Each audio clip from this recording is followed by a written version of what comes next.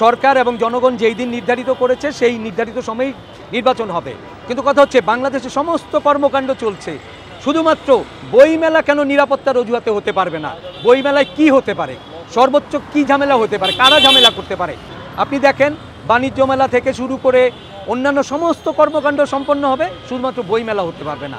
আমাদের দাবি হচ্ছে যে বইমেলা যেই সৃজনশীল মেধার বিকাশের যেই সংস্কৃতি আমাদের বাংলাদেশে দীর্ঘদিন ধরে গড়ে আসছে, মানে চলে আসছে, সেইটিকে ধারাবাহিকতা বজায় রেখে আগামী 1 ফেব্রুয়ারি থেকেই যথারীতি যেই 28 দিন বইমেলা হয় সেই বইমেলাটি অনুষ্ঠিত করতে হবে।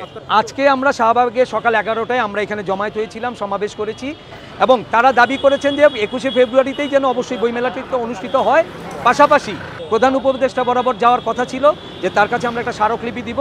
আপনারা দেখেছেন পুলিশ প্রথমে শাহবাগ থানার সামনে বাধা দিয়েছে। পুলিশ আমাদেরকে অনুরোধ করেছে যে আপনারা মিছিলটি নিয়ে সামনে যাবেন না, আপনারা একটি প্রতিনিধি দল নির্বাচিত করুন। সেই প্রতিনিধি দল প্রধান উপদেষ্টার বরাবর স্মারকলিপি দেওয়ার জন্য গিয়েছে।